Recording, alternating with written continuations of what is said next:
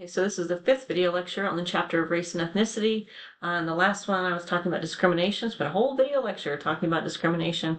On this one, I sort of want to carry on with some more stuff about race. So here, this slide really is. It's going to sound kind of familiar, but it offers some different kinds, if you will, of racism. So hopefully by now, racism is an attitude. It's a negative attitude based on race. It justifies the superior treatment of one group. So, as I kind of hinted in a previous lecture, that race is defined by the powerful group. So, racism is one that is, again, and the idea that you can't have reverse racism, because again, we're talking about the sociological definition of racism, is that the dominant group it judges the less dominant group in a negative way for their benefit. Basically, they're the ones writing the rules, they're the ones influencing how culture thinks about people, and so they're going to write rules that benefit them, privilege them. We offered in the last video lecture some examples of individual racism or interpersonal racism, depending on which textbook you're using. Systematic racism is similar. In the previous chapter, I was talking about structural or institutional discrimination. Right there, I was talking more broadly about discrimination, but to hold a negative, institutions can have policies and procedures that systematically privilege one racial group over another racial group. Yeah, so I'm trying to think of some practices as to how those might work. Racial profiling, we've heard a lot about racial profiling in our culture. This is where there are certain rules applied. I don't know how it works because I don't really fly anymore, but a good example of racial profiling is if you were a person of a particular complexion and facial structure, if you looked like you were from the Middle East, you are more likely to be searched entering an airport than a white person would. I remember going to an airport or getting on an airplane, and they went through my bag, and I remember thinking, man, this is scary. As a white person, I'm scared, and this hardly ever happens to me. And I was imagining what that must feel like to somebody that our culture at the time, we were thinking about them as the enemy, and how frightening that must be. To be like, so as a middle-aged white woman, I'm never the enemy, right? I'm never the bad guy.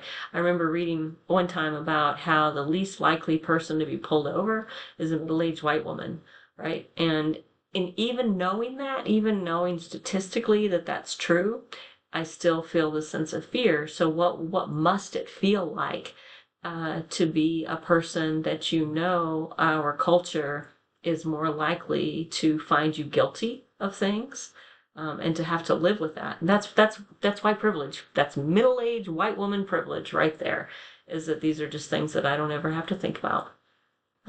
Historical racism, this is a kind of history that is, here's an example. If you take that word apart, his history, right? Historical racism is the telling of history from a white perspective, and the historical consequences of racism. So slavery is a really great example of historical racism. For 250 years, we treated Black people as if they weren't even people. And today, the economic structures are still benefiting white people at the disadvantage of Black people. Cultural racism, kind of talked about that, the idea that these racial notions or these stereotypical notions are built into our culture. Examples of Aunt Jemima. Like I said, I don't even know. I guess I don't buy syrup. I don't know if she's still on there. Colorism is an interesting one. This is the idea, and I remember I saw this in graduate school, that students, Black students who had lighter complexions they got better teacher evaluations. The darker complexion, there was more negative impression of darker complected people. So there's this idea of somebody that can pass, right? The lighter complexion is more, even we might talk about it as being more attractive. That's what we mean by colorism, is the bias, the negative attitudes towards darker complected people, even darker complected Black people. Color avoidance racism, there's another slide where I talk about color blindness, and sometimes we call this color blindness. colorblind racism, this is a really important idea. Sometimes people will say, well, I don't even see color. And from a sociological perspective, that's a kind of racism because people are treated differently based on their skin color. So for you to not know or to not think about it or to not acknowledge that you are treated different based on your skin color or that somebody else has a different experience because of their skin color, that's a kind of racism because you're denying their experiences, right? To simply say, well, I don't see that difference. One, it kind of lacks self-awareness, but it also implies that you don't recognize the structure and the society that society treats people different on racism. It is not racist to talk about race. It is not racist to say to your friends of color as a white person, or to say, what are your experiences like? Or this is how I experienced it. I wonder how much that has to do with the fact that you're black and I'm white. And ask, right? Get to know what people's experiences are like. That's what it means to be anti-racist, but that's a couple slides down. White supremacy, right? There's this notion we talk about, internalized white supremacy. And it's an attitude. It's an attitude that white people and the way white people do things, the way white people talk, the way they dress, the kind of cars they drive, the music that they listen to is the better way to be. So for people of color, they might, I've heard some of my black friends talk about talking white, that when they go to work, they use their white voice. They use the way they talk white, right? But when they're with their friends and their family, they may use slang. They may use a whole different, here's a fun example where I realized that okay, so I picked up a friend of mine, a black man from jail, and he called his family and he was talking to his family about that he'd just gotten out of jail. And to be completely honest, I didn't understand what he was saying, right? The lingo and the slang was something I was not familiar with. Now I knew what he was talking about because I knew what was going on, but I didn't understand the meaning of the words. What does this have to do with anything? So, but the idea that people of different racial groups will even talk about talking white or acting white, that is an example that white has become so internalized in our culture, and it's considered the better way to be, right? That people internal. Yeah, that's an example of white supremacy, right? I think there's an example. There has been in a couple other semesters of mine in the Canvas where I ask you to think about, because we'll say, oh well, I don't believe that white people are better, but I ask you to consider, if you woke up in the morning, if you're a white person and you woke up in the morning and you were no longer white, how would that make you feel? On the other hand, if you are a person of color, because people of color also internalize white superiority, right? Which is another example of white privilege. If you are a person of color and you woke up and you were white, how would that make you feel? What would you think about? Or would you be happy, afraid? Would you have more privileges? Right? This is sort of how we come to know if we've internalized some of these ideals.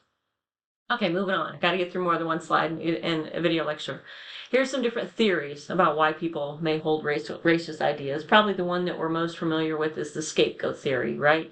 The scapegoat theory says is that this is particularly true in times of economic struggles.